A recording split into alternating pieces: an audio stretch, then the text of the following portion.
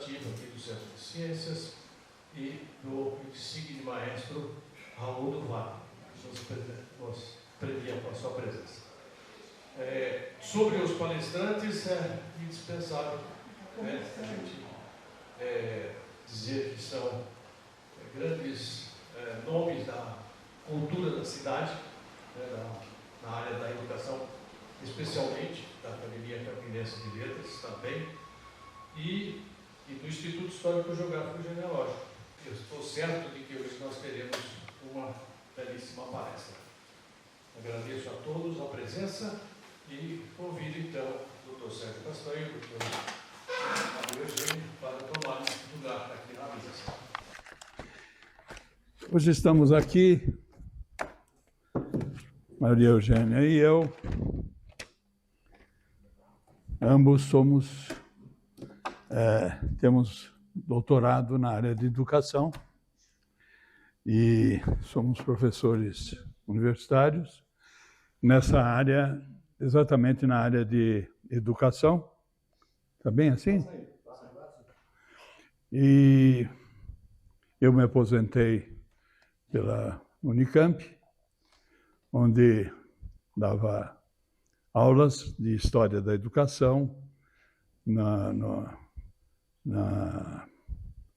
no curso de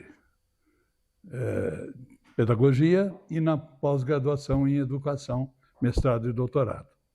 E Maria Eugênia também, professora na área de Educação, na PUC Campinas, também aposentada, e também doutora em Educação, e deu aulas na Pedagogia e no mestrado em Educação.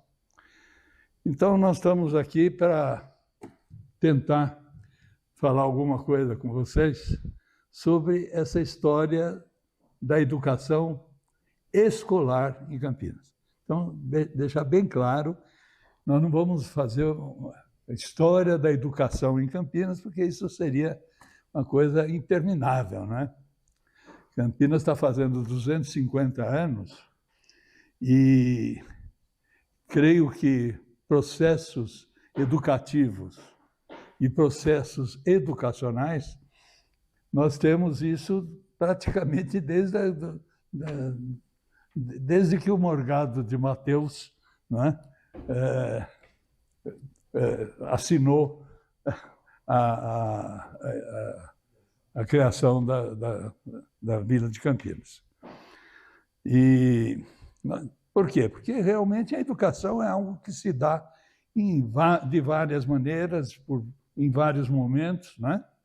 Mas não, nós pegamos um recorte da educação, que seria a educação escolar, quer dizer, a educação que se dá em escolas, né?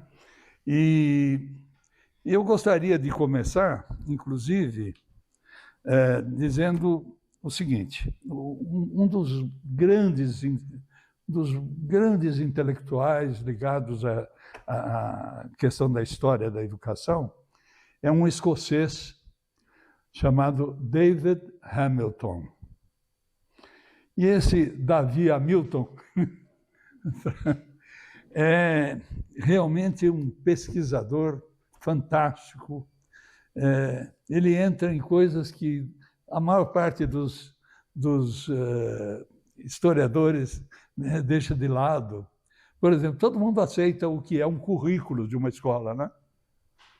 Mas ninguém foi pesquisar de onde veio esse tal de currículo, por que chama currículo.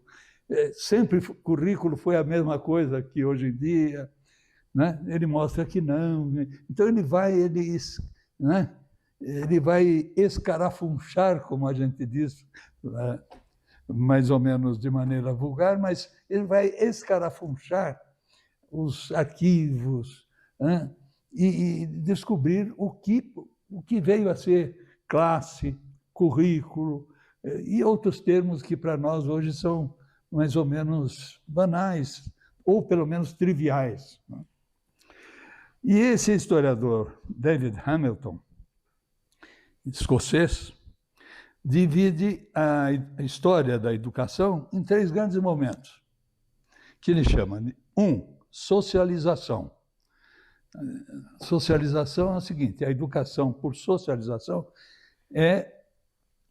se dá nos tempos primitivos, quando os filhos aprendem com os pais e com os mais velhos por imitação de seus comportamentos.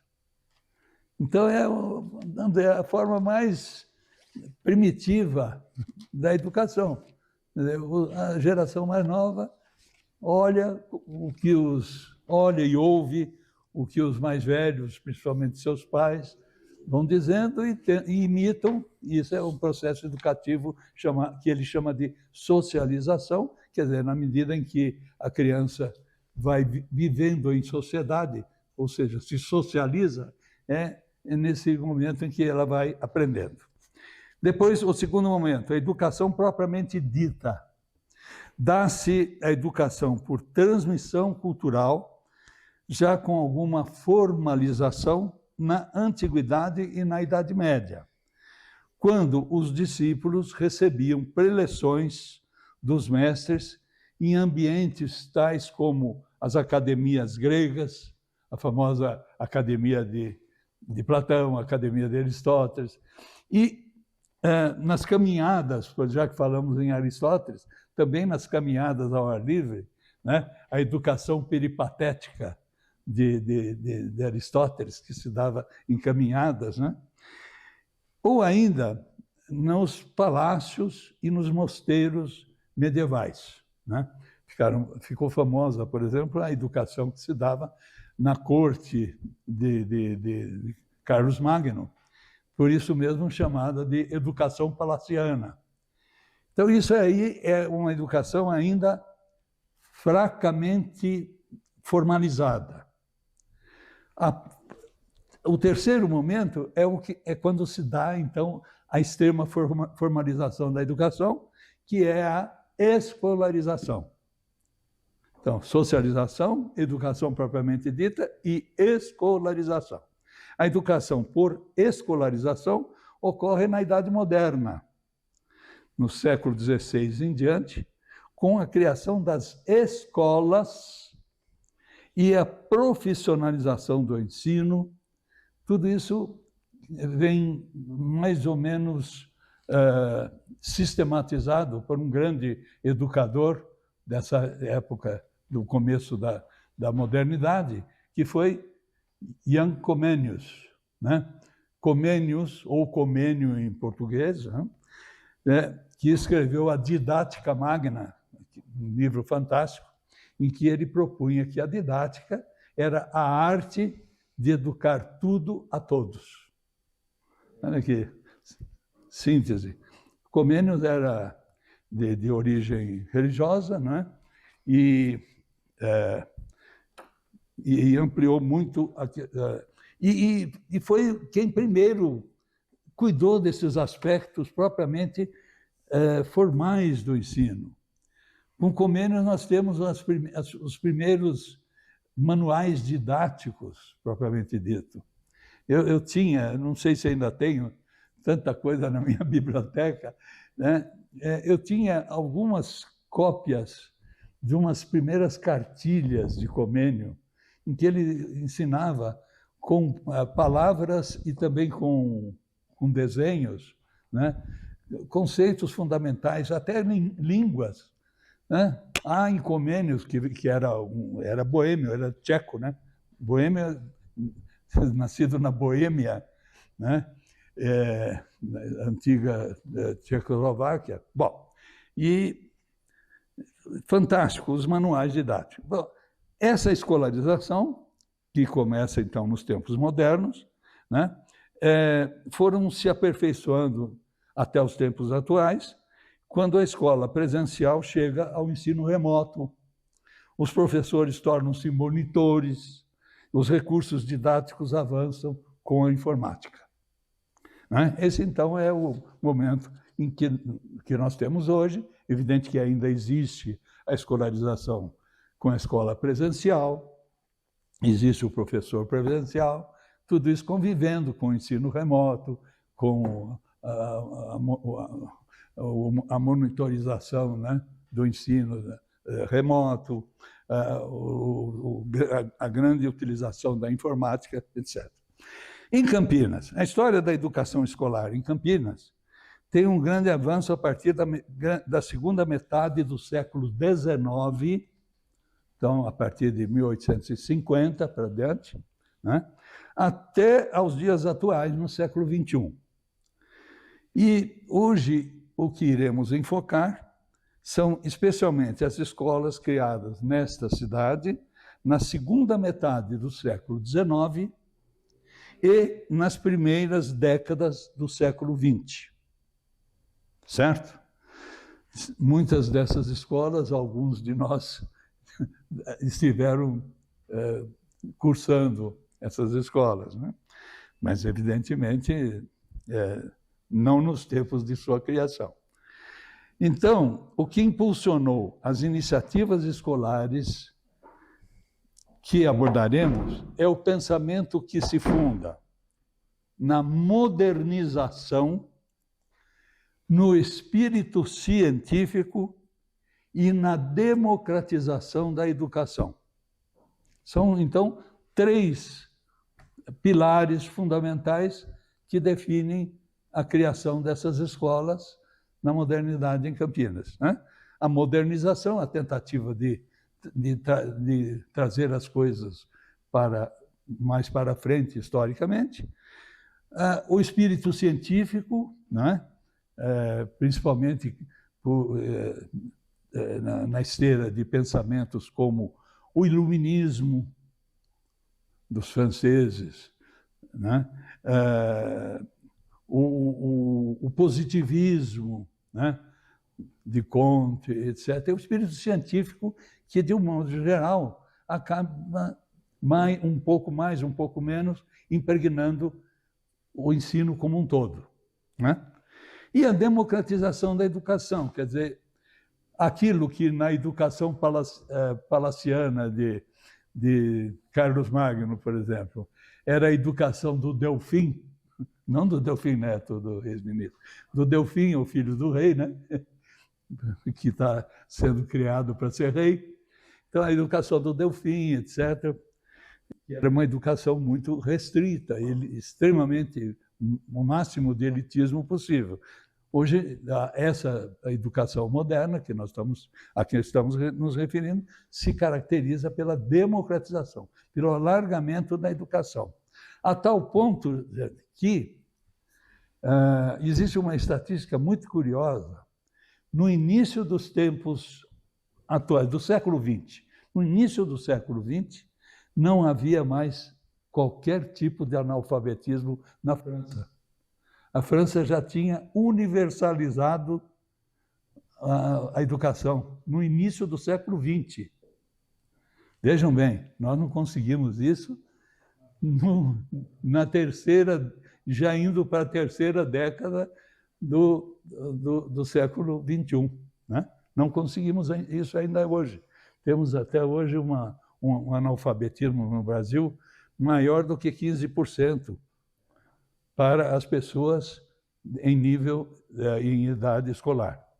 Bom, então vamos trabalhar sobre as escolas criadas nesse período e seriam 5 escolas que nós vamos trabalhar.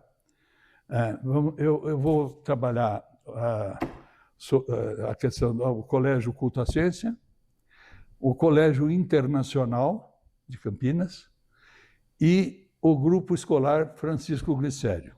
3 escolas fundadas nesse período que eu acabei de falar.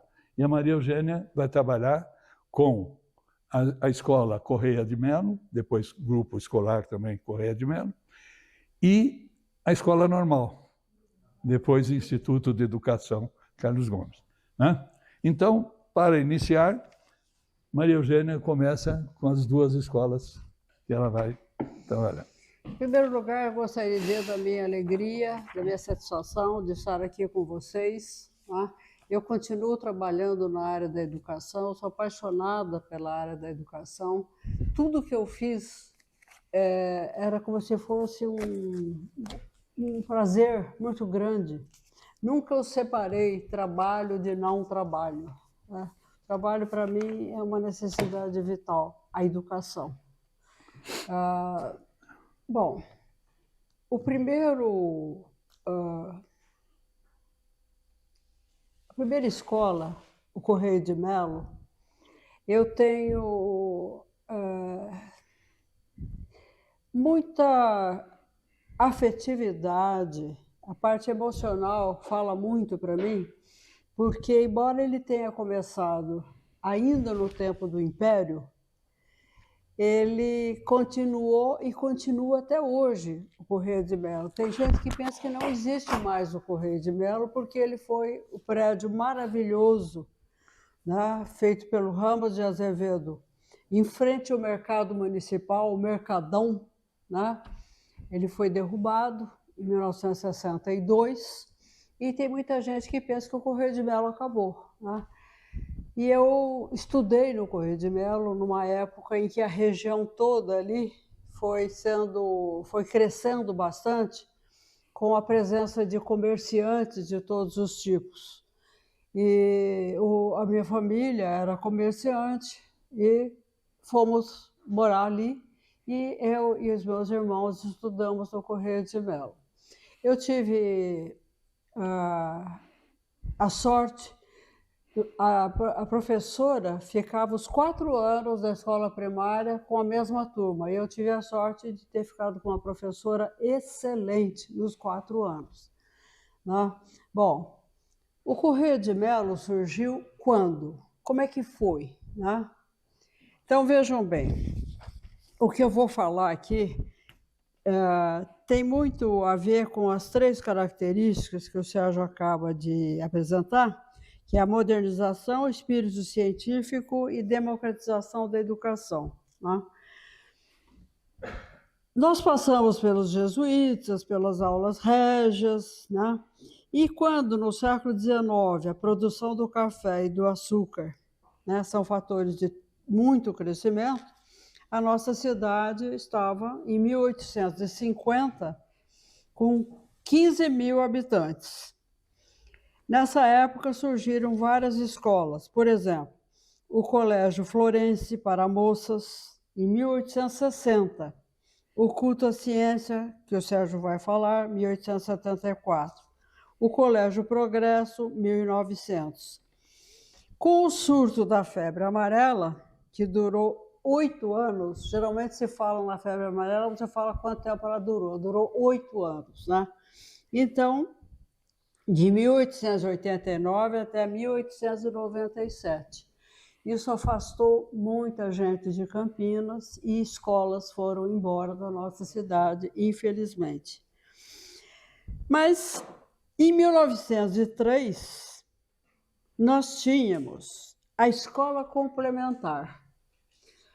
A escola complementar, sobre a qual nós vamos falar bastante hoje, se transformou depois na escola normal. Tivemos a Escola Técnica Bento Quirino, posteriormente ocupada pelo Cotuca, né? Tudo isso porque a cidade se desenvolvia e precisava de técnicos. Muito bem. Nós tivemos Álvares Machado aqui, e ele era padrinho de um jovem sonhador, inteligente, chamado Correia de Melo, Joaquim Correia de Melo. Esse rapaz veio para Campinas, ele se formou farmacêutico, ele ia ser médico, o pai morreu, depois ele fez farmácia. Ele se formou como farmacêutico em 1834. E aqui em Campinas, onde ele viveu bastante, ele pesquisou muito a flora, ele era um grande especialista na nossa flora. E com isso ele descobriu muitos medicamentos importantíssimos. Ele consultava, atendia as crianças de todo tipo, de toda parte, e tinha uma especial atenção com as crianças pobres. E seus remédios eram incríveis. Ele teve uma marcante atuação junto às crianças, né? Quando ele morreu, já com 61 anos, moço, mas chegou aqui bem moço, bem mocinho. Na época, 61 anos, né? Ele faleceu em 1877. Vejam, faltavam 13 anos para terminar o século. 23. Ele...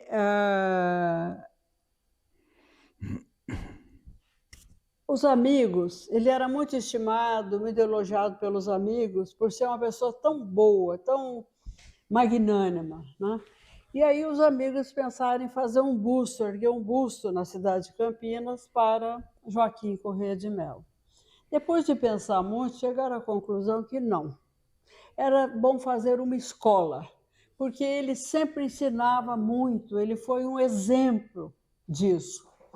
E aí, então, os amigos se reuniram, fizeram um fundo, né, e fizeram o projeto da Escola Corrêa de Melo. Essa escola começou em 1881.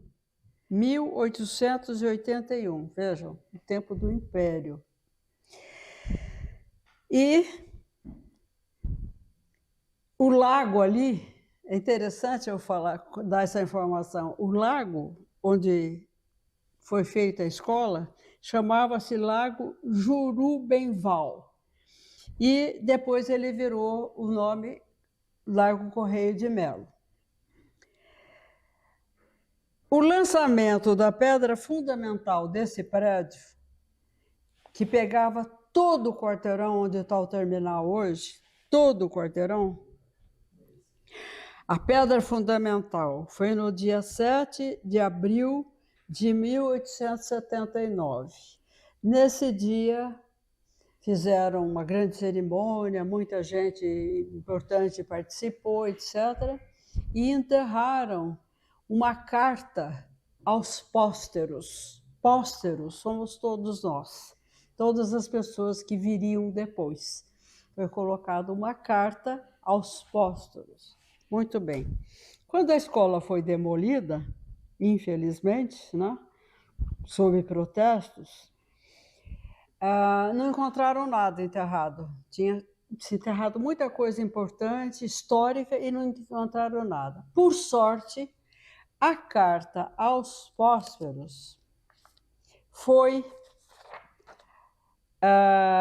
publicada no jornal no dia 7 de abril de 1879. Eu vou ler a carta rapidamente e gostaria de pedir que vocês prestassem muita atenção no estilo e na liberdade de pensamento popular na época política que nós tínhamos, né? Então, vejam bem. Um dos exemplares do Diário de Campinas é destinado a ficar soterrado nos alicerces da Escola Corrêa de Melo, cuja pedra fundamental vai ser lançada hoje com o cerimonial usado em tais atos, né? Dia 7 de abril de 1879. Não é no esplendor da arquitetura, nem no colossal da forma que podereis saber do nosso adiantamento. É na ideia que presidiu a sua edificação. Essas linhas que vos dirigimos em fins do século XIX, esses alicerces, são de uma escola que construímos para glorificar a memória de um grande brasileiro e ensinar a ler os nossos filhos. Tudo quanto possuímos, devemo-lo a nós mesmos. Temos escolas, hospitais, jardins, igrejas, tudo feito com nossas economias, com o dinheiro dos habitantes de Campinas.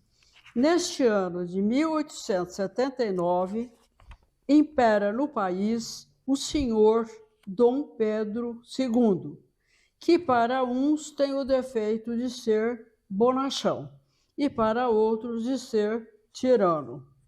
Sabei, meus senhores, que já no nosso tempo chorávamos pela República como uma criança, pela mamadeira, e fugíamos da tirania, como a mencionada criança do papão.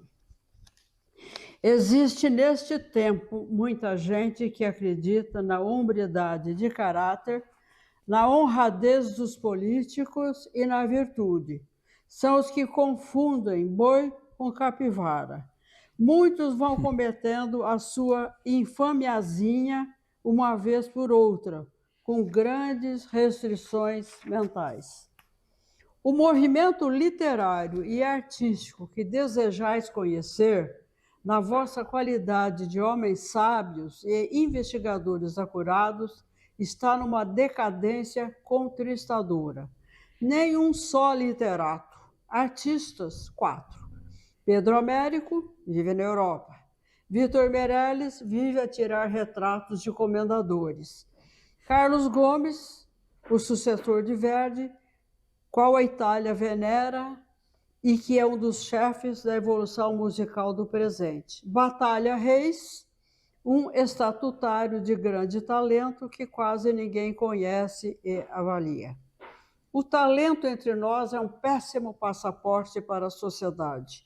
O dinheiro vale tudo. É o Deus super omnia do século. Mas perguntareis, se o talento não merecia consideração, como é que levantaram a escola? Compreendeis que quem eleva monumentos congêneres não é a maioria. São alguns, mas poucos, que lhe dão valor. Eis a feição aproximada do nosso tempo. Um triste exemplo de ganância, os ignorantes hábitos de comendas e títulos. Estes querem ser nobres à força, quando os mais desejam ser plebeus. E concluímos com um grande exemplo de desinteresse, a cura das criancinhas de Campinas, de graça, por aquele sob cujo nome se levanta esta escola. Tem muito a ver com os dias de hoje, né? As críticas ao momento. Bom,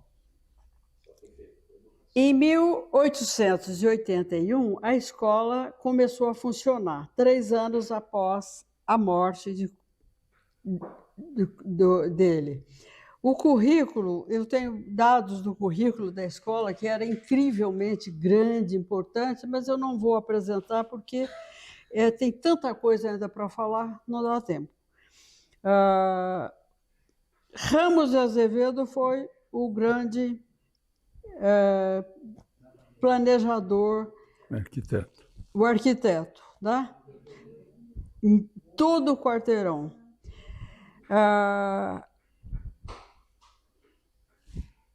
Em 1889, a escola torna-se municipal. Vejam, ela começa a funcionar em 81 e em 89 ela se torna municipal, porque o grupo que pagava não tinha mais condições de bancar a escola. Então, ela é devolvida. Eu queria falar mais uma coisa do Joaquim. Ele fez várias descobertas e o Dom Pedro II, na Inglaterra, ele é muito para a Inglaterra, Dom Pedro II, ele deparou com foto e ficou sabendo que aquela foto era de uma pessoa de Campinas, que era o Joaquim Corrêa de Mello. Quando ele voltou da viagem, ele esteve em Campinas e fez questão de conhecer o Joaquim Corrêa de Mello e elogiou bastante e fez tudo o que pôde por ele, né? Bom, o quarteirão da escola era todo gramado. Havia 4 classes para as 4 séries. O local para ver filmes os filmes eram projetados por Henrique de Oliveira. Não sei se ele ainda é vivo. Conheci muito Henrique. Né? Henriquinho faleceu faz uns 3 ou 4 anos atrás. Então, com mais de 100 anos, né? 101. Então, ele que passava filme para a gente, né? Porque eu sou testemunha ocular. Eu estudei nessa escola de 53 a 56, né? a cozinha, as mesas compridas, os lanches deliciosos, né?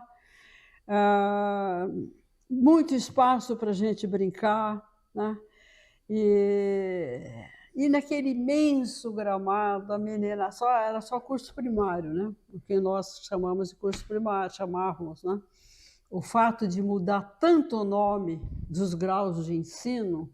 Certa vez eu perguntei para o professor Evaldo Amaro Vieira, um grande doutor na área da educação, né? E ele disse, toda vez que sai um plano, os professores e todas as pessoas envolvidas nisso procuram entender o plano e vão tentando entender, e vão pondo em prática. Quando ele está absolutamente compreendido, vem outro plano. E assim, um plano atrás do outro, que é para não mudar nada. Mudam os nomes e não muda nada, né? Bom, eu me lembro que naquele gramado imenso, era só menina, não misturava com menino. As meninas eram num período, os meninos no outro, né? E naquele gramado imenso a gente brincava muito, conversava muito. Eu devia ter, no fato que eu vou narrar agora, eu devia ter uns 8 anos de idade, mais ou menos. Estava o grupinho no gramado, né, conversando, e eu falei, olha, gente, eu desconfio que essa história de cegonha não é verdadeira. Porque, vejam bem, o que a cegonha faz com o dinheiro? Aí, porque me falavam que a cegonha cobrava, né, para trazer o bebê. Aí uma menina começou a dar risada, né, caçoando de mim. Ela falou, você ainda acredita nisso? Mas ela também não sabia esclarecer. Ela sabia que não era para acreditar, mas não sabia esclarecer. A gente pulava a corda, a gente levava a corda, pulava a corda, brincava. Era muito grande aquele quarteirão todo, muito agradável, né? Pelo jeito não pulava a cerca, né? Porque... E a escola não se extinguiu, embora muitos, até da área da educação, Correio de Melo. Inclusive, hoje eu li um lugar dizendo assim, resolveram pôr o nome para homenagear. Não. O nome ficou Correia de Melo para continuar o Correia de Melo, não foi uma nova escola. Eu estive lá, né, porque tanta gente, cada um falando uma coisa, eu cheguei lá no Parque Universitário, marquei horário com a diretora, muito simpática, muito agradável, escola grande, 900 alunos. Eu fiquei muito bem impressionada e o professor de História, né, fez um folheto, um livrinho de 30 páginas sobre a história do Correio de Melo, desde em frente ao Mercadão até os dias atuais, né? Eu noto mesmo atualmente, eu notei, né, muita preocupação com a qualidade da educação básica para as classes populares, que foi o grande objetivo dessa escola quando foi fundada, né? Então, é só para terminar a história do Correio de Melo e já passar para o outro, né? A tradição é cultura através das gerações, porque tem gente que acha que é tradição. Para quê? Né? É cultura através das gerações. E, ao lado da tradição, a escola é um exemplo vivo de que a luta sempre vale a pena. Bom, eu não sei se nós deixaríamos para fazer perguntas sobre o Correio de Melo agora, ou eu já apresento a escola normal, depois o Sérgio apresenta as dele, e depois a gente abre para o debate. Posso fazer uma pergunta? Pois não. Eu acho que o pessoal aqui mais novo não sabe onde é esse Correio de Melo. Não. Porque aqui tão perto. Diga para nós. Você falou aqui, mais frente do Mercadão. Hoje é ponto de ônibus. Hoje,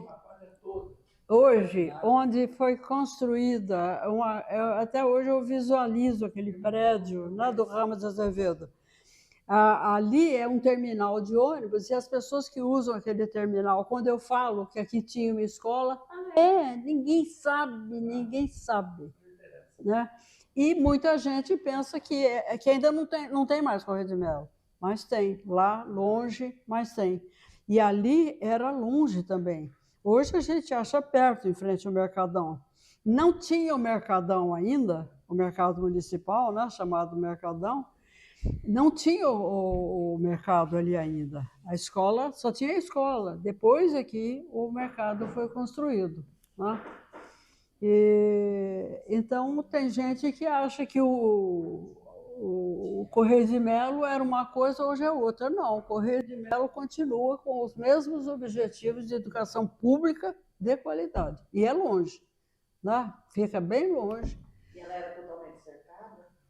Como? Ela era cercada? Era cercado. Hoje é tudo muro, né? Eu me lembro a minha, era com uma parte de frente. Era um alambrado. O resto era aberto. Um alambrado. Era uma liberdade danada, né? E o meu estudo foi na época da... Isso você está falando? Militar, década de 70, né? É. E era aberta. É. E hoje a gente vê, parece tudo com muro, tudo... É. A igreja Santa Rita, que era aberta para todo mundo, hoje é toda fechada, toda cheia de grade. Hoje em dia você põe grade em tudo. Né? Não? Bom. Uma perguntinha, Joaquim. Como? Não, só uma perguntinha. A gente sabe que aqui em Campinas existe assim sempre houve um ânimo assim de demolir as coisas, né? É. Por que motivo será que demoliram o Correio de Melo? Quando eu era criança, já não tinha. Ele foi demolido em 62. Em 62 eu ainda era muito pequenininho, mas eu passava por ali bastante já em 64. E não tinha mais, já tinha um pátio de circo lá. Eu lembro que sempre tinha circo ali. É. Circo, né? Circo. É. Mas eu não sei por que será que demoliram. A justificativa da demolição, como tem do teatro lá que estava rachado, do nosso teatro municipal. Da escola Correia de Melo, houve algum pretexto, alguma justificativa? Um pretexto absurdo. Falaram que estavam precisando do espaço. Como que estavam precisando do espaço? Você ficou anos e anos da maneira Sem fazer como eu falei. nada. Mas, Eugênio, o prédio era térreo? Não, tinha escada. Tinha escada? Tinha escada. Salas A gente entrava em fila, ia para a carteira, as carteiras, né? Quantas salas de aula devia ter? Tinha 4 salas de aula. Só no andar de cima? Mais sala do diretor, mais E a sala, sala do diretor, né? sala de professor, né? De professor não me lembro se tinha sala, não. E tinha essa sala onde você disse que era passado o filme, né? Era bem separado, era na lateral, né? Bom, a escola normal. Por que ela chama escola normal? Alguém sabe? Por que escola normal? Claro que agora não chama mais escola normal, mas quem fez escola normal faz questão de falar, eu fiz escola normal. Fez escola normal?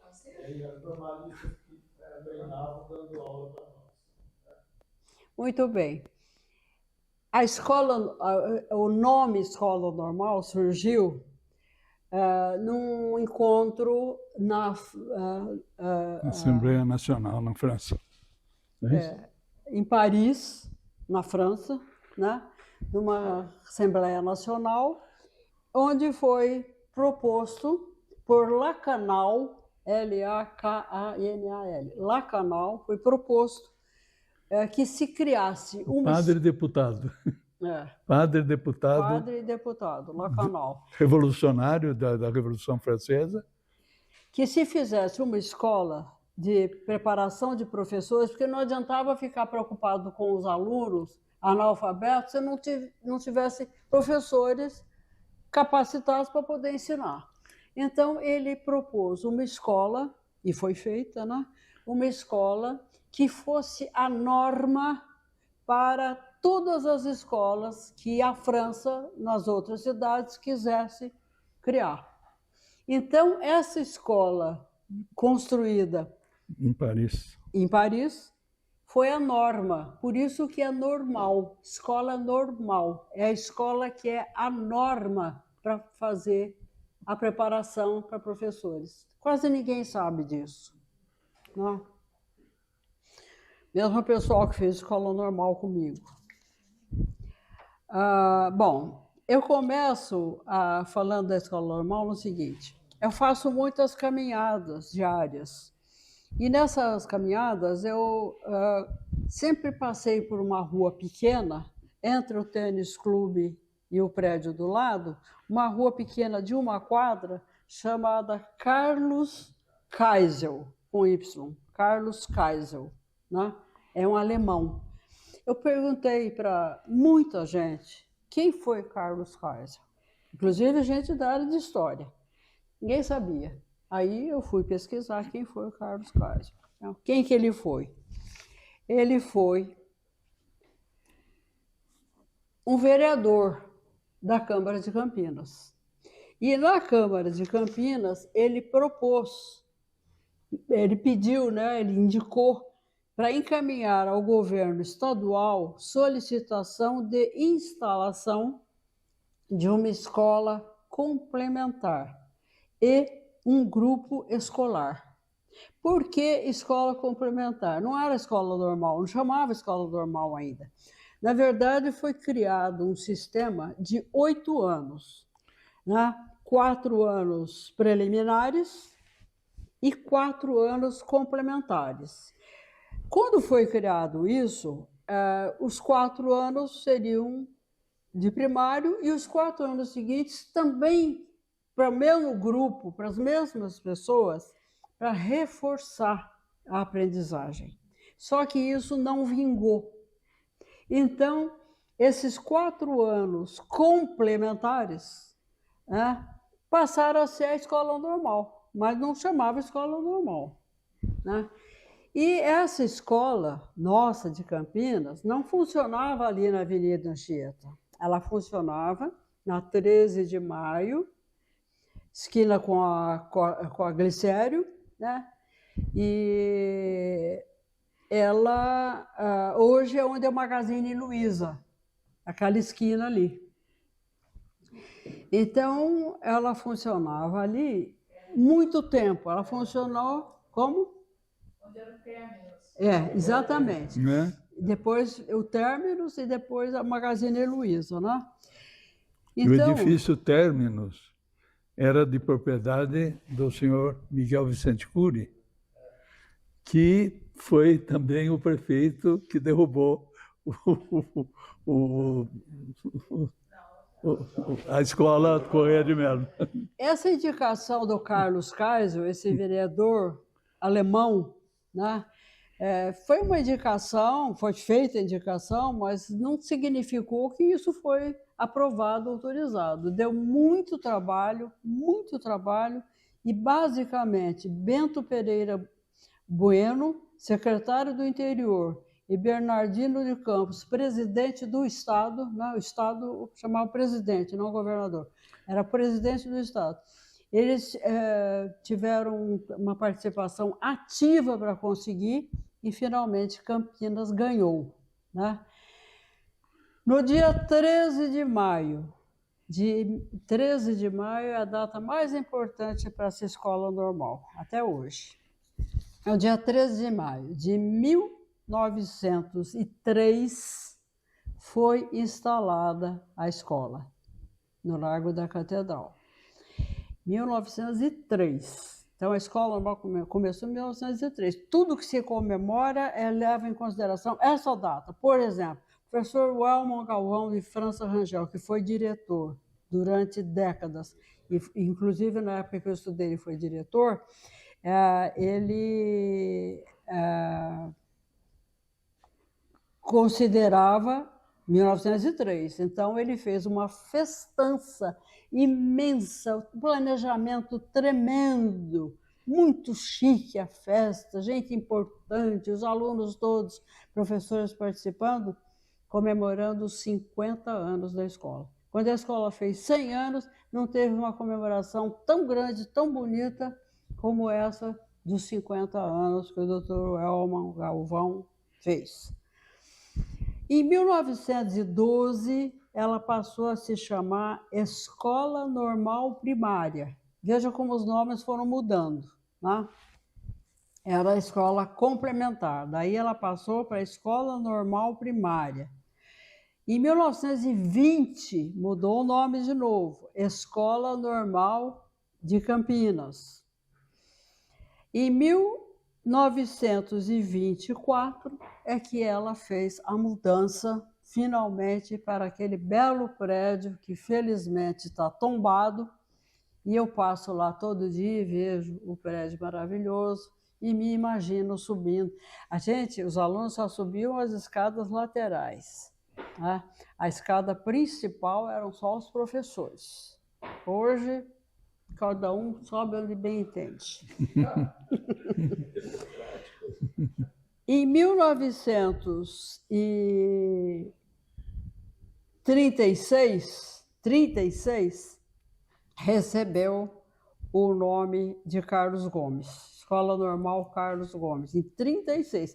Quer dizer, veja, ela começou em 1903 e só foi receber o nome de Carlos Gomes em 1936. Em 1942, Escola Normal e Ginásio Estadual, fizeram o ginásio lá também. Em 1951, Instituto de Educação Carlos Gomes.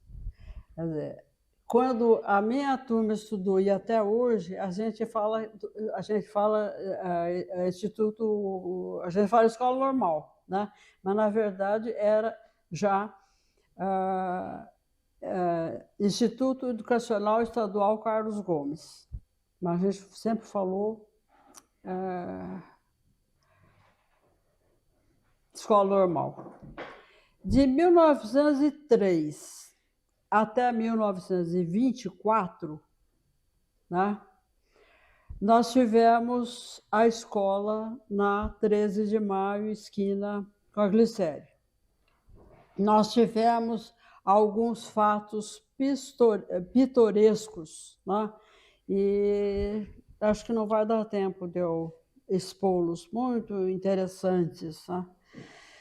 Por exemplo, vou falar um só, né? Como era ali na 13 de maio, as meninas usavam, o uniforme era a saia bordô, azul marinho, como sempre, etc. E usavam chapéu.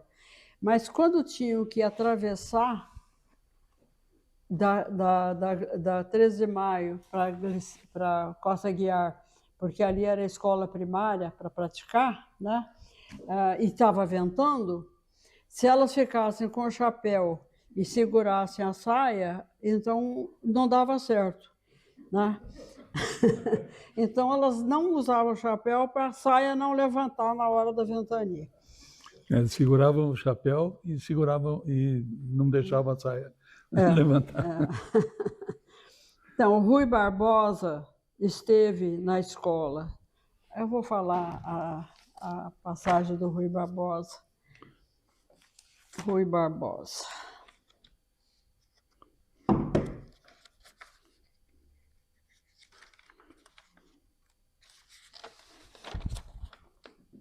Em 1911, ele chegou, a cidade recebeu a visita dele e ele esteve na escola complementar, como ela era chamada, em 1911. E ele foi recebido por professores, alunos e o diretor, que era Antônio Alves Aranha, isso em 1911. E aí ele deixou a mensagem escrita por ele assim: a face intelectual não é menos brilhante que o aspecto econômico na civilização de São Paulo. É o que admiravelmente nos mostra o seu sistema de instrução popular, contemplado e estudado em qualquer de suas escolas. Delas sairá no espaço de uma geração o povo realmente livre que hoje sonhamos, os verdadeiros amigos da democracia, por enquanto reduzida entre nós a ficção e nomes. Infelizmente, a previsão dele... 1911, né? 1911.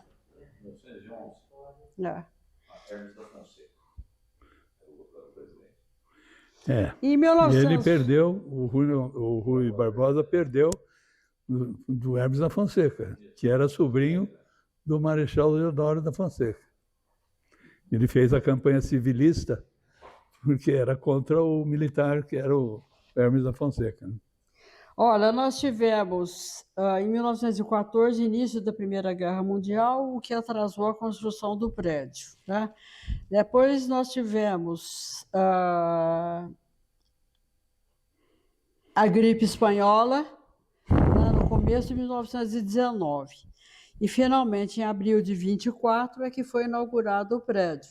Washington Luiz, governador do estado de São Paulo, esteve presente.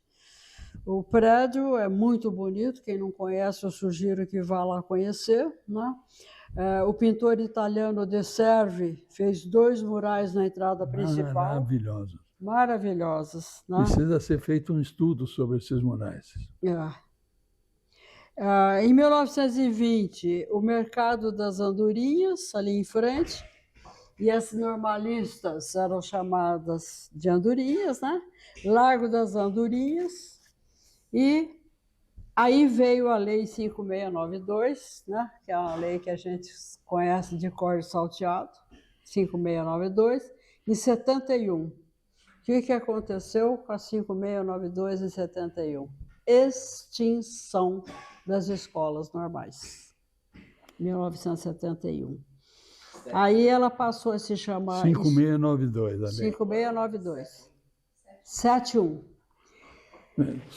Só uma pequena observação. Essa lei criou a chamada profissionalização do ensino. Então, todas as escolas deveriam, além do sistema acadêmico de aprender matemática, português, história, não sei o quê, deveria ter também um ensino profissionalizante voltado a uma determinada profissão. E aí havia um catálogo que acompanhava a lei, que havia mais de 100 profissões,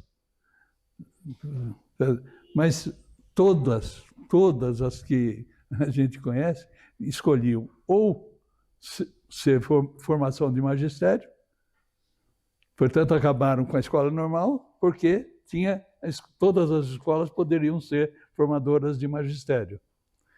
Ou então formava secretárias, que era mais fácil, porque não precisava ter laboratório, não precisava ter nada. Se fosse formar químico, teria que ter um laboratório. Se fosse formar físico, precisava ter um laboratório. Mas para formar secretária e professora, tendo lousa e giz, bastava. Quem era o governador da época? 1971? 71, acho que era o Naldo Natel, né? Naldo Natel. Naldo Natel. Naldo Natel. Deve ter sido ele. É interessante fazer uma observação, porque na década de... Eu sei que eu sou da turma, teoricamente, 71, é que eu não completei o chamado colegial da ciência. Era científico clássico, depois virou colegial, né? E isso, na verdade... Não, o colegial era dividido em científico e clássico. Não. Na realidade, antes nós tínhamos o científico, o clássico e o normal. O culto à ciência tinha a opção clássico e científico e tinha o normal, que era no Carlos Gomes. Isso. Depois entrou o colegial, que passou a funcionar como genérico, deixou de haver a divisão entre científico e clássico.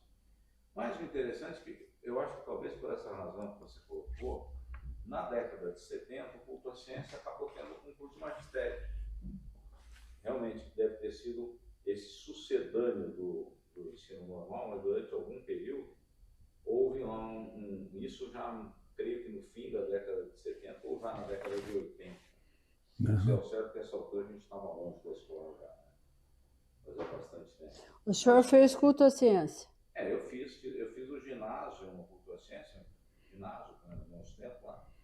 Só que eu fui fazer o chamado segundo ciclo serviço colegial, ou eu fui para a escola de cadetes. Ele vai falar sobre o culto à ciência. Então, eu fiz o científico no culto à ciência, aguardar. Mas depois eu fui fazer direito, eu devia ter feito o clássico.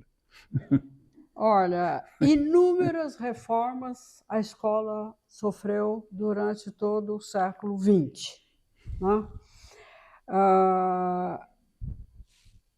O projeto, a escola, né, tem o estilo neorrenascentista, e ela tem como ornamentos um relógio, tem degraus em mármore, né, painéis nas paredes, não só na entrada, e na frontaria do prédio tem uma expressão latina, ex libro lumen, que significa a luz vem do livro.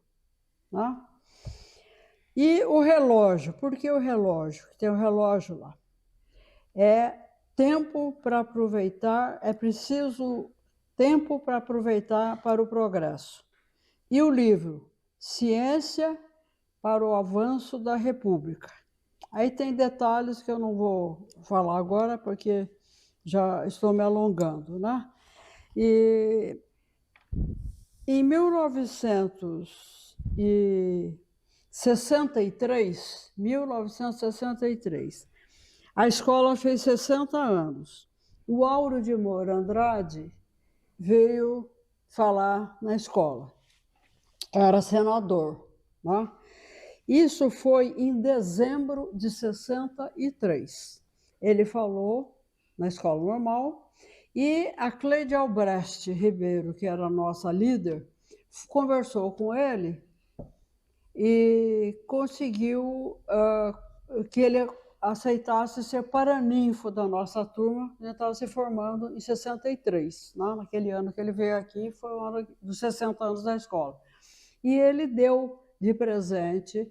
Inicialmente, ele disse que ia dar 2 aviões para levar todo mundo para conhecer Brasília. Brasília estava começando, né?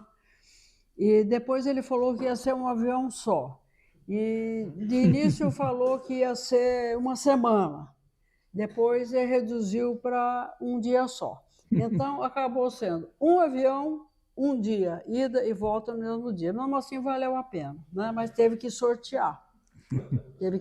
Não deu para ir todo mundo. Felizmente, eu fui, né? Tive tem uma grande lembrança, porque eu me sentei ao lado de uma menina da minha classe, era excelente, boazinha, inteligente, primeira aluna da classe e tal, Sônia Regina, né? E ele veio em dezembro e o golpe militar foi em 31 de março, né? Então, antes do golpe militar, nós fomos para Brasília, conhecer Brasília, né?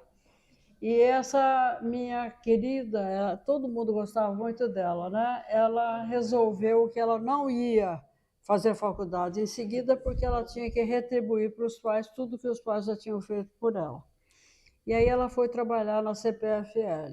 Ela trabalhou 4 ou 5 meses, se internou e morreu.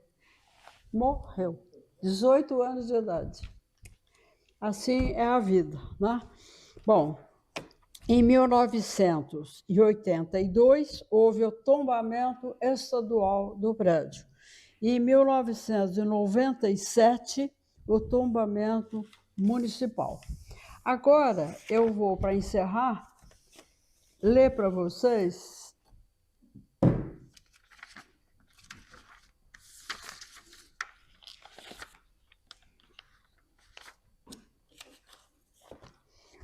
um conselho, uma preocupação de uma pessoa que eu não vou falar o nome e vocês vão tentar descobrir quem é que falou isso.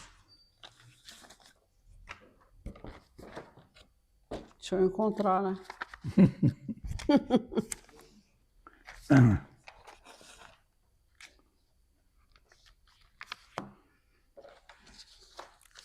Nós vivemos tempos difíceis.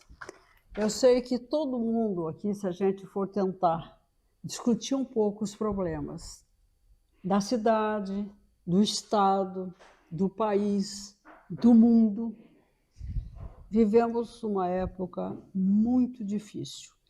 Eu andei estudando um pouco sobre a inteligência artificial. Então, atualmente se fala que a inteligência artificial vai ser isso, aquilo outro, né? E, diante dos problemas que nós temos na educação, dá para a gente saber que não dá para resolver criando uma boa escola.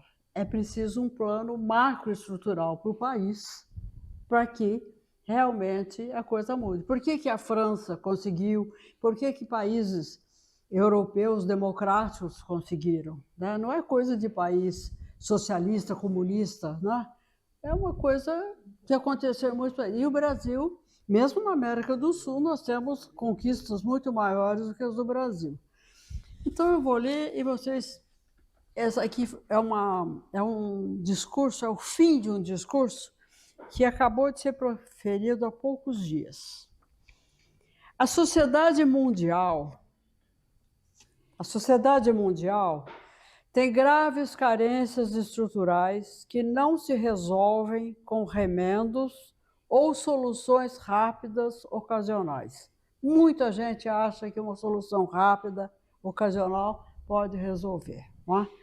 Há coisas que devem ser mudadas com reajustamentos profundos e transformações importantes. E só uma política sã poderia conduzir o processo, envolvendo os mais diversos setores e os conhecimentos mais variados. Desta forma, uma economia integrada num projeto político, social, cultural e popular que vise o bem comum pode abrir caminho a oportunidades diferentes que não implica frenar a criatividade.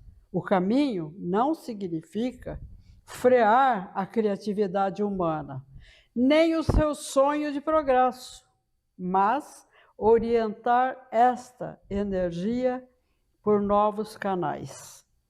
É precisamente este o caso da inteligência artificial e dos nossos problemas todos.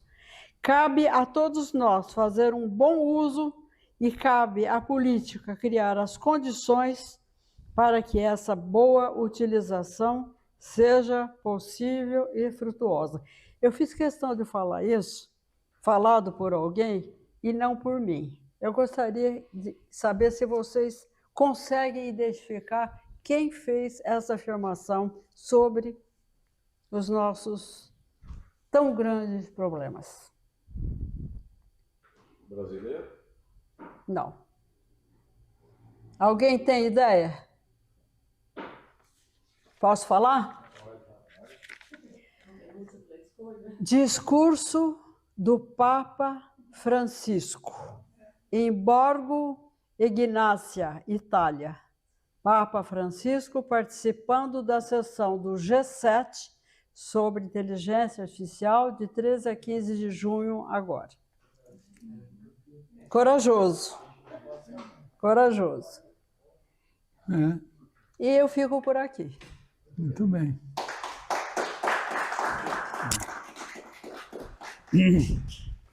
Muito bem, cabe a mim agora falar, depois da Maria Eugênia ter dissecado perfeitamente bem Correia de Melo e Escola Normal, cabe a mim falar de 3 escolas. O Culto à Ciência, o Colégio Internacional de Campinas e o Grupo Escolar Francisco Glicério, hoje Escola Estadual Francisco Glicério. Bom, o Culto à Ciência, vamos começar por ela, ele é lugar comum, né? Todo mundo faz os maiores elogios ao Culto à Ciência, e realmente houve tempo em que se dizia, né, que o Brasil só tinha tido 2 grandes colégios, né? O Dom Pedro II no Rio e o Culto à Ciência em Campinas. E a Escola Normal.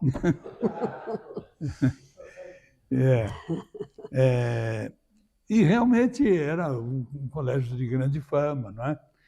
A ponto de um literato como Coelho Neto sair lá do Rio para ser professor no Culto à Ciência.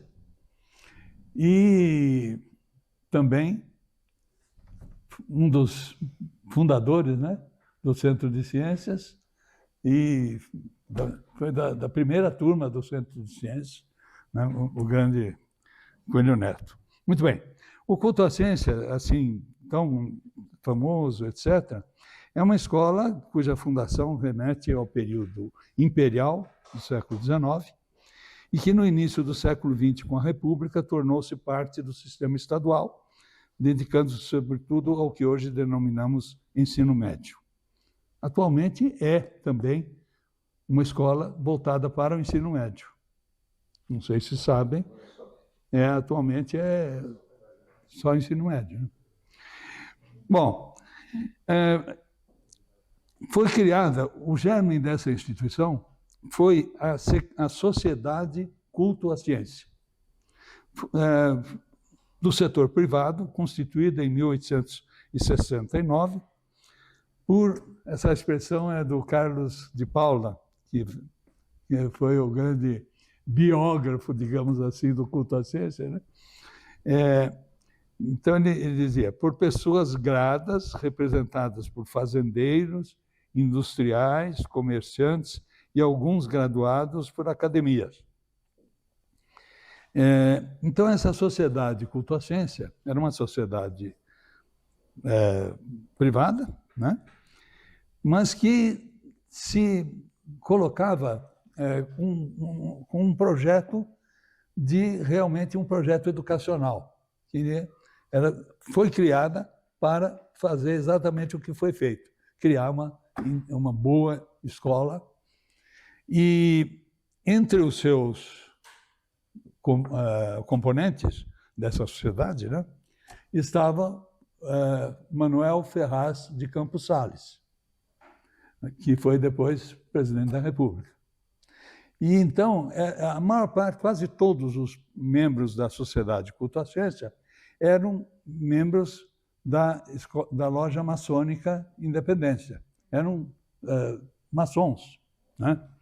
E eu conheço bem essa maçonaria, não que eu tenha sido membro, mas a escola primária em que eu estudei, a escola de Dona Noêmia Asbar, funcionava no prédio da maçonaria, no prédio da escola da Loja Maçônica Independência, que lá está até hoje, o mesmo prédio, exatamente o mesmo prédio, na Campos Sales.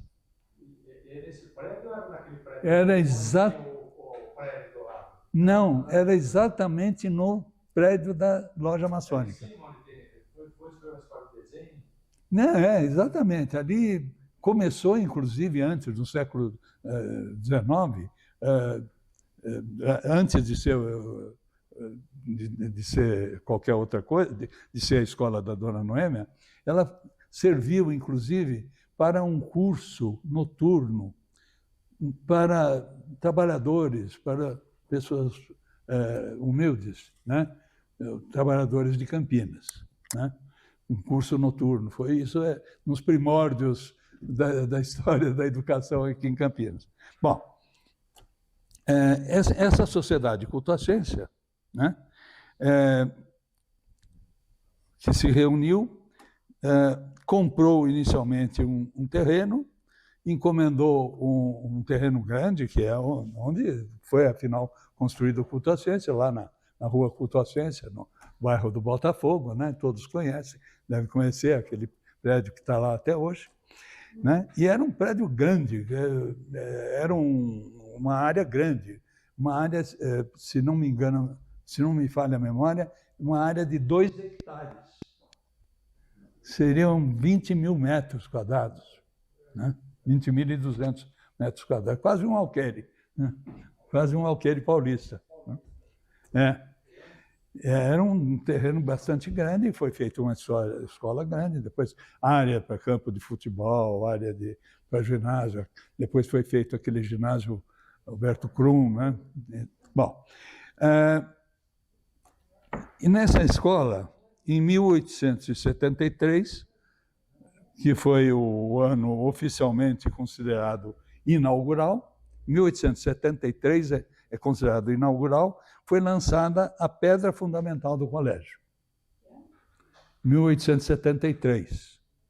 E o começo efetivo das aulas deu-se em 1874. Então, para mim, eu considero que a data da criação do culto ascense é justamente quando começou a dar aula. Uma escola tem que ser valorizada pelas aulas que dá e não adianta apenas ficar num discurso, vamos fazer. Foi feito e em 1874, estava dando aula. E deu-se então o ato solene de inauguração do Colégio Culto à Ciência no terreno de 2 hectares comprado pela sociedade, né? E na ocasião houve uma solenidade e entre os oradores falou lá o Campos Salles, que depois viria a ser presidente da República. E ele faz, tirei da fala dele apenas a seguinte parte.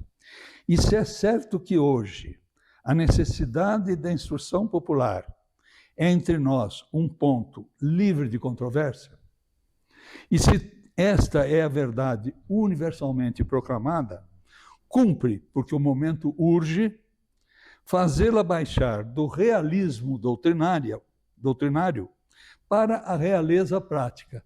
Um trocadilho do Campos Salles.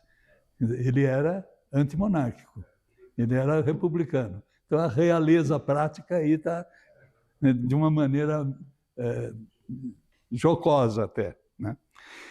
Cumpre baixar do realismo doutrinário para a realeza prática. Eu conheço, disse um profundo pensador, uma força maior que todas as forças. É a força do espírito humano quando ele é esclarecido. E uma fraqueza, a mais incurável de todas as fraquezas, é a ignorância. Esse é o princípio do iluminismo, né? O esclarecimento, Erklärung em alemão, né? Erklärung quer dizer exatamente esclarecimento. E o filósofo Kant dizia exatamente isso, um espírito esclarecido é aquele espírito que não tem medo das coisas, não tem medo da verdade, não tem medo de enfrentar a verdade. E aí termina Campos Salles. Não se espere, pois, indolente pela ação oficial. Que o povo se associe para educar o povo. Olha a frase do Campos Salles. Quer dizer, não adiantava esperar que o Império viesse, né, e fizesse a escola. Não, vamos fazer já. Para isso eles reuniram aqueles maçons, etc., com um espírito bastante liberal, bastante ligado à ciência, né? Daí o próprio nome da sociedade e depois do colégio, Culto à Ciência, que mostra exatamente o espírito científico, né, de que era dotada essa gente e que era o espírito que ia se passar para a escola. Lembrem-se que no começo da minha fala aqui, eu falei que essas 3 escolas baseiam-se na modernização, no espírito científico e na democratização da educação. Isso tudo está na fala do próprio Campos Salles aqui. E nessa fala, portanto, encontra-se tudo. E até a Revolução Republicana, ele já queria. Esse grupo paulista de republicanos de Campinas estava se preparando para um dia de socialmente dominante, que já era, a politicamente dirigente, que viria a ser com a República. Todos eles iam começar pelo governo aqui em São Paulo, esse grupo aqui de Campinas, começar pelo governo de São Paulo, e do governo de São Paulo iriam para a presidência da República. Não é? Tanto que Campos Salles é o 2º presidente civil da República, né? E a turma dele, Bernardino de Campos, Júlio de Mesquita, todo esse pessoal participou do governo estadual, do primeiro governo republicano, né? Bom, em 14 de março, esse colégio Culto à Ciência, né, em 14 de março de 1895, já com a República instalada, né, cria-se um estabelecimento, fica criado um ginásio para o ensino secundário, científico e literário na cidade de Campinas. Então, o antigo culto à ciência passa a ser o ginásio do Estado. Interessante que quando eu estudei no culto à ciência, era comum a gente falar, vamos para o ginásio? Vamos. Era o ginásio do Estado. Para onde você estuda? Eu estudo no ginásio do Estado. Até hoje, né? O Marino sempre dizia isso. Mas no ginásio do Estado. Ginásio do Estado. Todo mundo falava ginásio do Estado. Né? Até hoje. Por isso, porque em 1895, a Lei 284 estabelece, fica criado um ginásio para o ensino secundário científico e literário na cidade de Campinas. Ele foi criado com o nome de Ginásio de Campinas. Pouco depois, lembrando-se das origens, ele passou a ser Ginásio Culto à Ciência. E depois Colégio Culto à Ciência. Né? Em 1901, forma-se, pelo Ginásio de Campinas, a primeira turma de bacharéis, chamava-se bacharéis em Ciências e Letras. Foi a primeira turma do culto à ciência já na República. Né? Esse colégio, eu não preciso dizer, eu tenho aqui toda a cronologia, mas é besteira. Acho que o importante é dizer que hoje, em 2024, essa mesma escola chama-se Escola Estadual Culto à Ciência. E dedica-se em tempo integral, ela participa, o Culto à Ciência é uma das poucas escolas entre nós que participa do PEI, Programa de Ensino Integral. Quer dizer, os alunos passam o dia todo lá. Né? Das poucas escolas que têm, desde o tempo em que eu estudei lá, tem bons laboratórios de física, química, alguma coisa na área de biologia também, etc. Como? Geografia. Era importante. Tivemos ótimos professores de geografia, né? Inclusive o professor Hilton Federici, né? O professor Hilton Federici, ele não gostava de pegar no giz, porque o giz dava um pouco de... pegava, arrepia o dedo e tal. Ele fazia uma capinha para o giz, né? E por isso o apelido dele não é nada com referência à orientação sexual dele. O apelido dele era Rosinha, né? O apelido dele era Rosinha. Eu conheci os filhos dele, então... Ele era bem claro também, ele era bem roçado. Bem clarinho e tal. Uma coisa bastante interessante na trajetória do culto à ciência foi o que aconteceu em 1889. A República foi proclamada, etc. E, em 1890,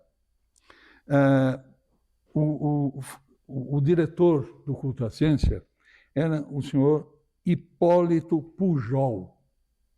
Pouca gente fala nesse Pujol. Eu mesmo, para melhor conhecer isso, eu me vali do livro de Carmen Silvia Vidigal Moraes, O Ideário Republicano e a Educação. Um livro muito interessante, onde ela fala muito sobre, no capítulo 3º, um projeto para a educação. Era o projeto desse Pujol, que foi diretor da escola em 1890. E era muito interessante, extremamente aberto, extremamente arrojado para a época. Extremamente arrojado para a época. Ele falava, por exemplo, que a educação tinha... a grande meta da educação geral é formar a vontade. A educação moral, obra paciente de todos os instantes, procurava seguir o propósito de Xenofonte. Não sei se já leram de Xenofonte a formação do grande persa, como é que chama o grande persa lá? Bom, o Xenofonte, né, Ciro o Grande, o persa, né? O livro de Xenofonte chama-se Ciropédia, né? Que é a ligação de Ciro, o nome do grande rei deles, dos persas, e paideia do grego, que é a educação, a formação, né? De Ciro, paideia, deu Ciropédia, que é a formação de Ciro, né?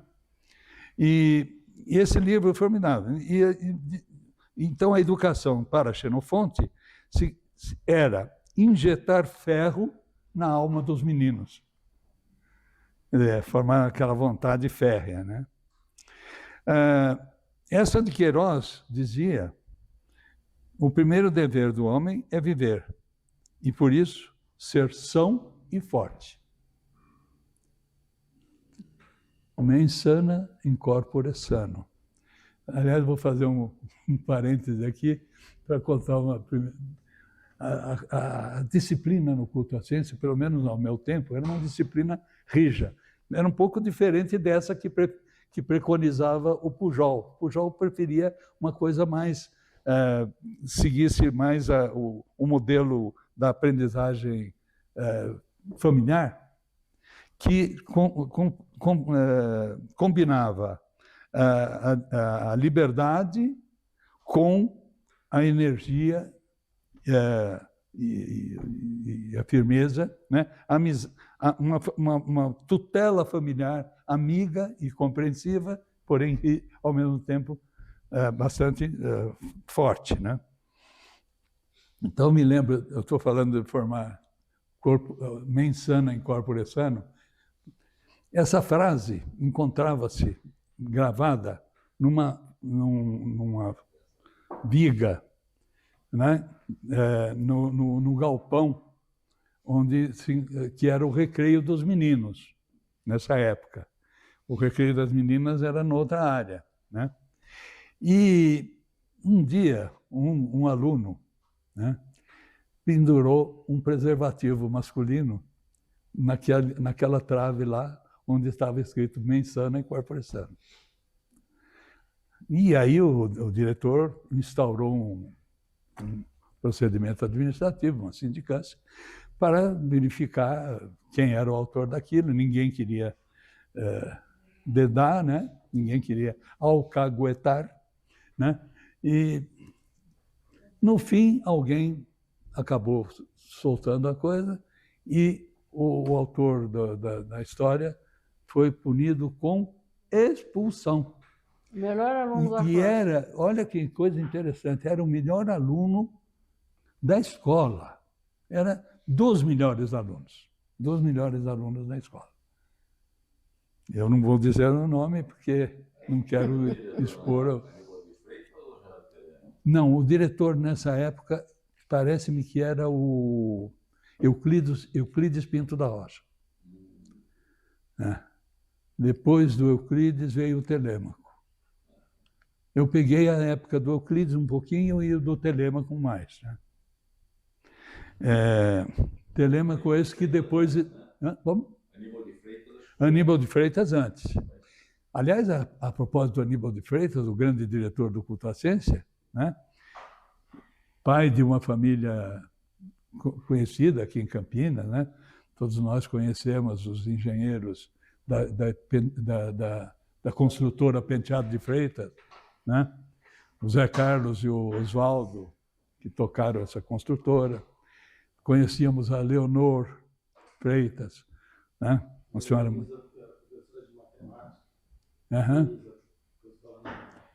O Aníbal? A filha dele, sim. E o Aníbal era professor, foi diretor do culto à ciência, e ele era professor de física. E olha, não era qualquer professor. Ele foi o autor do primeiro tratado de física do Brasil. Imaginem só. Primeiro tratado de física do Brasil foi feito por Aníbal de Freitas, diretor do culto à ciência. Mas eu estou falando de um diretor anterior, que foi Hipólito Pujol. E para ele, a aprendizagem não se baseia na repetição e nem na memorização. mas tem fundamento no concreto por meio de exemplos e exercícios. Olha, isso aqui na época era uma revolução, gente. Não imaginam. Eu ainda aprendi por memória, por memorização, etc. Nesta sala do Centro de Ciência, eu tive aula de alemão com o professor Ernest Zink, o Zink, famoso, e ele deu aula cantada para a gente guardar aquilo que ele cantava. Né? E eu guardei. In einem kühlen Grund, das Kapitän Mühlen hat, mein Liebchen ist verschwunden, das dort gewohnt hat. Num fresco e aprazível vale havia uma roda, um moinho de roda, uma roda de moinho. Meu amorzinho que lá morava desapareceu. É isso que está. Bom, esse era, portanto, Hipólito Pujol, e não é difícil de imaginar que uma escola com tais pressupostos só poderia dar no colosso que foi o culto à ciência. Bom, agora deixa-me falar num colégio que pouca gente tem ideia desse colégio, porque ele realmente passou por aqui e logo foi embora. Colégio Internacional de Campinas. Escrevi até um artiguinho sobre isso, Luzes da Fé e da Razão. Esse colégio, ele foi criado, né, em 1869 pelos missionários presbiterianos George Morton e Edward Lane. Lane, esse que deu origem a essa família que tocou até há pouco tempo, não sei se ainda existe, a Clínica Lane. Já derrubaram, né? Isso. Mais um. Mais um. O pressuposto dessa escola, mais ou menos em comum com as demais que nós temos visto até aqui, né, tinha como projeto fundamental levar as luzes da civilização, venham elas do avanço da ciência ou da crença religiosa, às sociedades supostamente vivendo nas trevas da ignorância e do pecado. Era isso aqui, o projeto deles. Levar a ciência, levar a modernização, levar o conhecimento para acabar com a ignorância e com a vida irracional. Né? Eu diria que isso daqui é um pressuposto daquilo tudo que a gente aprendeu, que é o projeto iluminista, é o projeto da razão. Né? Apenas os iluministas franceses não condescendiam tanto com a religião. Mas, do mais, tudo bem, era isso mesmo. O iluminismo deu-se bem com, principalmente, o cristianismo reformado, o cristianismo protestante. O paradigma iluminista, na historiografia, foi o republicano, irmão de Francisco Glicério, Jorge Miranda. Nós temos rua Jorge Miranda, né? Aqui em Campinas. Foi vereador em Campinas, eleito em 1876. Ele exaltou na Gazeta de Campinas, em novembro de 1871, o projeto desses missionários presbiterianos de fundação de um colégio na cidade. São sintomáticas das palavras de Jorge de Miranda. Faça-se, pois, a luz, derrame-se a instrução, eduque-se o povo e a ignorância e o fanatismo desaparecerão como por encanto. Palavras de Jorge de Miranda, irmão de Francisco Glicério. A mesma Gazeta de Campinas apresenta, em dezembro de 1871, eu pediria até atenção para vocês verem, o elenco das disciplinas do colégio, aquilo que hoje em dia a gente chama de currículo, né? Embora nem tudo tenha sido realizado, mas, enfim, foi publicado. Olha as disciplinas: latim, grego, línguas modernas, leia-se francês, inglês, espanhol, línguas modernas, filosofia moral, história, literatura, retórica, economia política, matemática, filosofia natural, química, matemáticas aplicadas, engenharia civil, química analítica, industrial e agrícola, além, é óbvio, de religião, justificada na exposição da grade curricular como expressão da liberdade de consciência. Incrível, incrível. Então, a escola, houve uma primeira instalação no centro da cidade, na área central da cidade, em que hoje nós temos ainda, até hoje, creio, ali perto do Corpo de Bombeiros, a primeira igreja presbiteriana de Campinas. Deve estar por ali ainda. Isso, é. E depois foi adquirida uma área maior, que, pelo que eu pude depreender, né, seria essa área onde hoje é o Mackenzie, ali ao lado da Avenida Brasil. É. Onde foi o seminário presbiteriano até por pouco tempo. E na região também havia a Clínica Lane, coisas que também estão próximas, né? Bom, tal currículo mereceu, na pena de Erasmo Braga, na revista do Centro de Ciências, Letras e Artes de Campinas, em 1916, a manifestação de elogio ao grande estabelecimento de ensino médio e até universitário. Ele já acreditava até universitário, porque não falava em engenharia civil, não falava em química, etc. Na cidade. Há talvez exagero nisso, mas que o propósito do educandário era propiciar ensino elevado, não resta dúvida. Além de conteúdo de alto nível, também a organização escolar e a metodologia do ensino traduziam o que de melhor se fazia nos Estados Unidos, da onde vieram esses missionários presbiterianos. Ademais, desde o início, a escola teve aulas em português e inglês, bilinguismo, que está hoje tão em moda aí, né? O Colégio Progresso, por exemplo, exibe em letras garrafais. Colégio Progresso, escola bilíngue, né? Bom, a escola passou por algumas fases, etc. O alunado do colégio era misto, o que representava para a época também um avanço, né? E a composição social desse corpo docente apontava para a elite.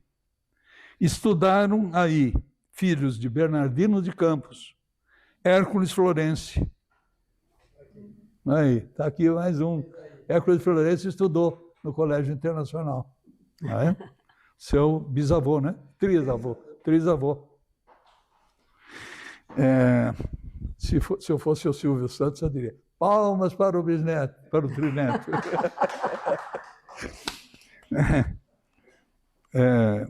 Estudar o Coronel Quirino dos Santos. Esse homem foi fantástico, né? Ele, se puderem imaginar alguém que... Ele foi quem manteve durante muito tempo a escola Correia de Melo, com o bolso dele. E era um bolso, parece que poupudo. E ele deixou... Não, ele foi... É um homem muito para frente. Ele foi acionista da primeira empresa de águas e esgotos de Campinas. Ele foi acionista da São Paulo Railway, a estrada de ferro. Era um homem para frente. Era aquilo que os marxistas, até há pouco tempo, chamavam de um burguês progressista. Né? Um diretor nosso aqui do centro você fez uma obra sobre essa história de Campinas, ele tem um capítulo bem extenso dedicado à família Quirino dos Santos. Ah, sim, é uma família extraordinária. Quem foi, o Duílio ou não? Não, o Genaro escreveu. Ah, o Genaro, sei. Uhum. Pois é. E vejam bem, Dom Pedro II visitou o colégio em 1875 e em 1878 matricularam-se no Internacional 187 alunos. Coisas que eu acho muito interessantes, por exemplo, entre os professores estavam o republicano Rangel Pestana, que, aliás, foi também governador de São Paulo, se eu não me engano, presidente da província de São Paulo. Júlio Ribeiro, olha só, numa escola de religiosos, Júlio Ribeiro, sabe quem é? O autor de A Carne, livro polemizado no Brasil inteiro e muita gente, né, naturalista, portanto, que achava a coisa mais comum do mundo você tratar do problema da biologia humana, fosse em que aspecto fosse. Né? Esse romance A Carne é da linha naturalista de ninguém menos que Émile Zola, na França. E se propunha ensinar o aluno sem jamais cansá-lo. Entre outros também deram aula no jornal, no colégio aí, John Dabney, diplomado em artes pelo Hampden Sydney College, e o professor de línguas modernas no Internacional, e professor, ele mesmo, professor de línguas modernas. E também o Alfred Löfgren. E aí o doutor Alcides está me prestando um grande favor atualmente, porque eu estava pesquisando um pouco sobre esse Löfgren, e ele está me encontrando nas revistas do Centro de Ciência, na primeira, segunda década do século XX, artigos de Albert Löfgren, um alemão naturalista, botânico, com uma obra espetacular na botânica, e que deu aulas no Colégio Internacional, morou 4 anos em Campinas. E depois que se mudou novamente para São Paulo, ele continuou escrevendo para a revista do Centro de Ciências de Campinas. Um grande homem. Isso era o corpo docente do Colégio Internacional, vejam só. Pouco conhecido, pouco falado até hoje, não é? E, infelizmente, em 1892, devido ao problema da febre amarela, o Colégio Internacional fechou as portas em Campinas e transferiu-se para Lavras, em Minas Gerais. Bom,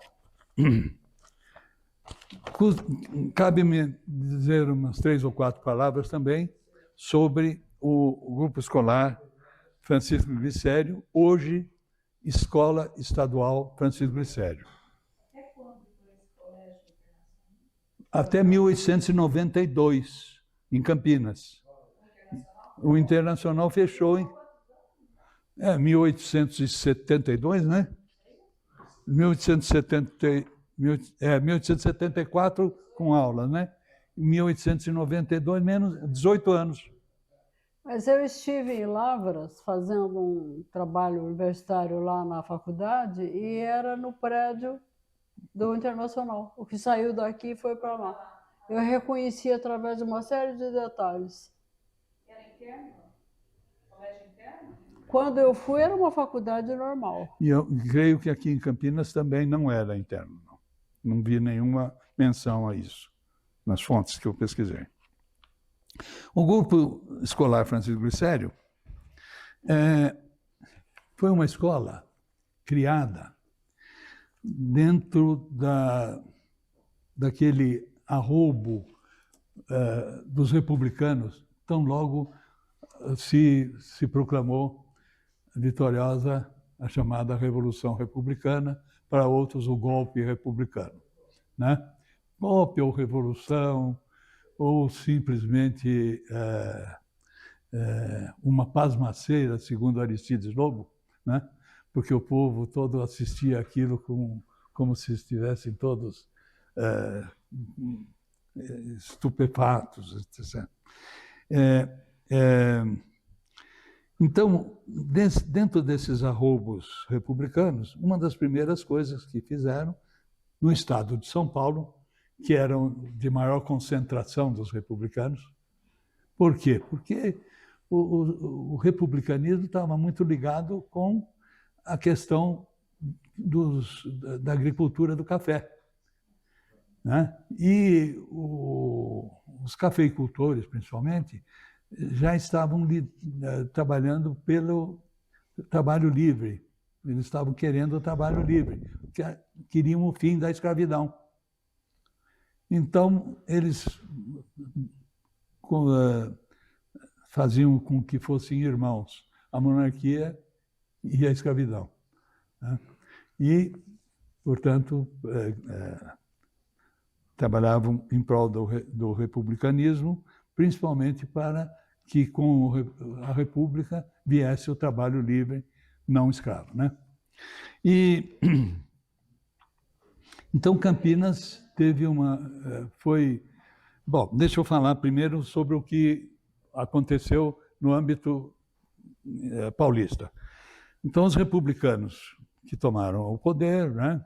Major Pestano, Bernardino de Campos, Júlio Mesquita, todos eles.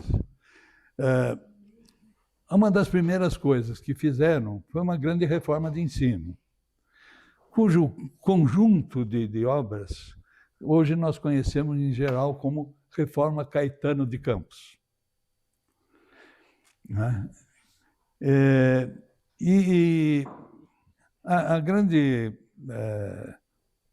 O grande feito na área dos ensinos primários, né, foi ter tido a ideia da criação de grupos escolares.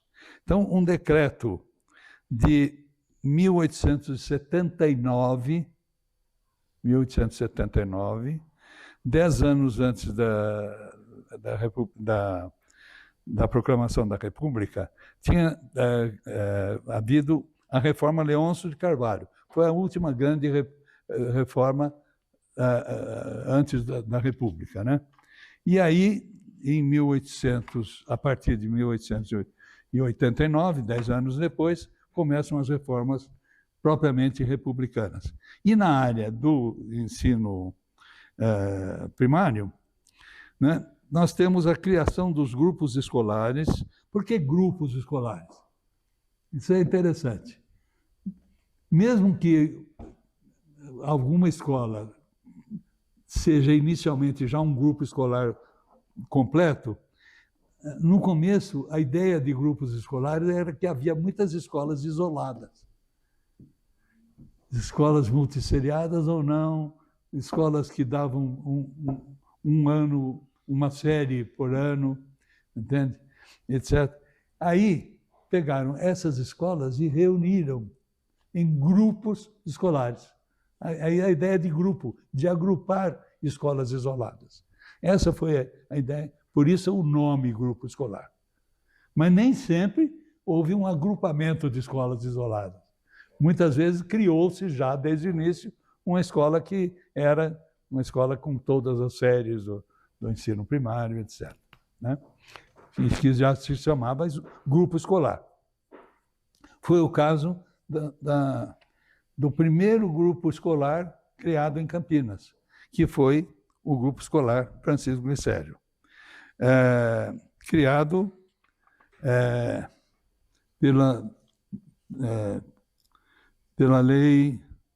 por uma lei de 1897. Inaugurado em 1897, o Grupo Escolar Francisco Glicério em Campinas. Foi o primeiro grupo escolar de Campinas. Depois vieram os outros. Você estudou no quarto, né? No quarto grupo, que foi o Orozimbo Maia. Você também? Eu estudei numa escola particular, que era da dona Noemi Asbar, mas quando eu terminei o curso, tive que fazer exame de validação do meu diploma de primário no grupo escolar Orozimo Maia. Curiosidade, quais foram os primeiros aqui? Porque eu me pergunto assim, aqui no centro da cidade, onde está o Sesc, naquela ruazinha, acho que é, sei que é alguma data de dezembro, 14 de dezembro. Senac? Então, até o Senac. Ali existiu o Aníbal de Freitas. Agora, antes de ser Aníbal de Freitas, eu não sei se teria sido ali antes do Aníbal de Freitas. Não sei.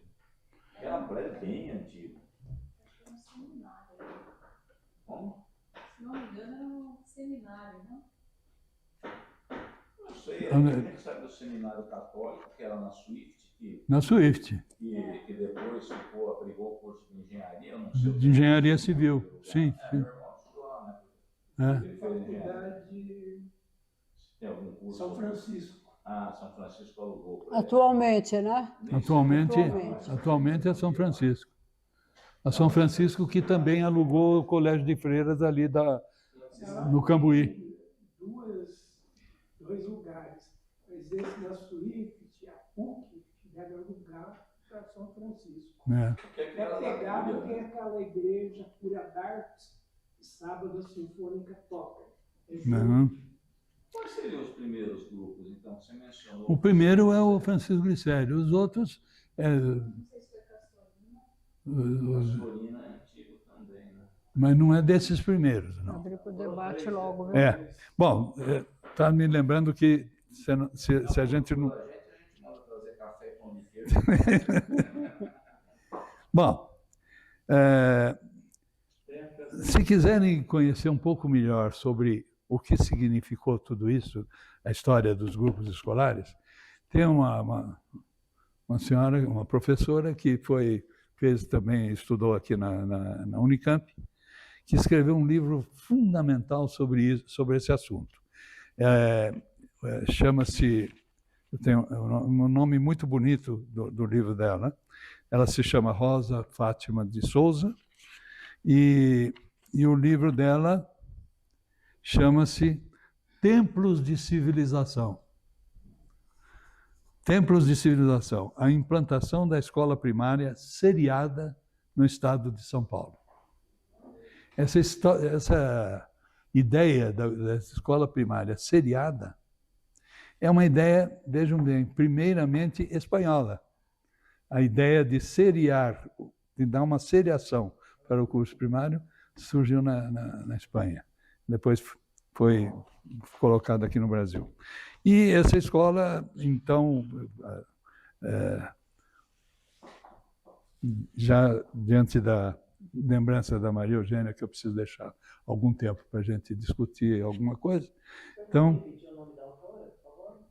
Rosa Fátima de Souza. Acho que o Souza dela deve ser até com Z. É Souza com Z. O terceiro grupo foi Arthur Segurado. Terceiro. Que não é onde é, certamente deve ter sido em outro local, porque esse ele está lá na Avenida Brasil, lá em cima. E talvez o Correia de Melo tenha sido um grupo escolar, não? Sim, mas não da Reforma Paulista. Foi já um grupo escolar municipal. Todos eram municipais, não é? Não, todos eram Estaduais. estaduais. Todos eram estaduais. Depois podem ter sido municipalizados ao longo do tempo. Né? Hoje, o Grupo Escolar Francisco Glicério chama-se Escola Estadual Francisco Glicério. Permanece lá na Moraes Salles. Eu tenho um número aqui, 988. E dedica-se ao ensino fundamental, os 2 ciclos do ensino fundamental, com 9 anos no total, e o ensino médio, com 3 anos de duração. Muito bem, gente, eu acho que o que eu tinha a dizer era isso, e são algumas das coisas que eu andei pesquisando sobre essas escolas de Campinas. Algumas delas, inclusive, me baseei também em pesquisas que foram feitas por alunos meus do curso que eu dava de História da Educação na Unicamp, e eu organizava grupos de pesquisa com esses meus alunos, e eu orientava a pesquisa que eles fizeram. Então, eu tinha também os relatórios de pesquisa desses grupos, e muitas vezes eu coloco nas minhas pesquisas aqui coisas que esses grupos foram pesquisar sob minha orientação. Bom, antes de abrir... Bom, primeiro vamos...